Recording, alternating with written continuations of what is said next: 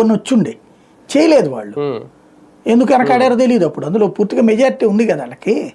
ఆ టైంలో చేయలేదు. 2000 కాకపోతే ఆ టైంలో కాంగ్రెస్ పాలిత రాష్ట్రాల వాళ్ళు బెనిఫిట్ పొందారు కదా.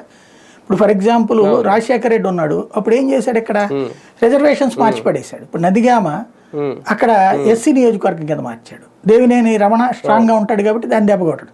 పత్తిపాడు అంటే కమ్మ సామాజిక వర్గం బలంగా ఉన్నటువంటి సీట్లను తీసుకెళ్లి ఎస్సీలకు ఇచ్చేసాడు అతను. తద్వారా వాళ్ళని దెబ్బకొట్టాడు. ఈ ట్రిప్ అట్లాంటి రాజకీయాలు నడుస్తాయి. ఇప్పుడు వైసీపీ స్ట్రాంగ్గా ఉన్నటువంటి మేబీ పులివెందులు రేపు పొద్దున్న తీసుకెళ్లి ఎస్సీకి ఇచ్చేయచ్చు. అప్పుడు ఏం చేయాలా జగన్మోహన్ రెడ్డి, వేరే సీట్ ఎత్తుక్కోవాలి.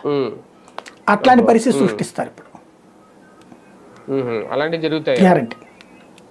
కానీ ఈసారి రెండు అంశాలు సార్, ఎన్నికలకు ముందు జరిగేవి. ఇదొకటి, మహిళా రిజర్వేషన్ బిల్ ఒకటి. ఈ రెండు కూడా రాజకీయ పార్టీలకి ఒక దృష్టి ఏమైనా ఇచ్చే అవకాశం ఉంటుందా? మీరు చెప్పినట్టు ఇలాగా రిజర్వ్ స్థానాలు ఒకటి, అలాగే మహిళలకు కూడా కేటాయింపు పెరిగితే ఖచ్చితంగా. ఇప్పుడు ఫర్ ఎగ్జాంపుల్ పులివెందుల్ని ఫేవర్ చేయాలనుకున్నారు అనుకోండి షర్మిలకి, అది మహిళా రిజర్వేషన్ పెట్టేయచ్చు. మహిళా సీట్ కిందకి వెళ్ళిపోయింది అనుకోండి, అప్పుడు షర్మిలాను భారతీ పోటీ చేయరు కదా, అప్పుడు ఏం చేయాలా వీళ్ళు. అట్లాంటి లెక్కలు ఉంటాయి.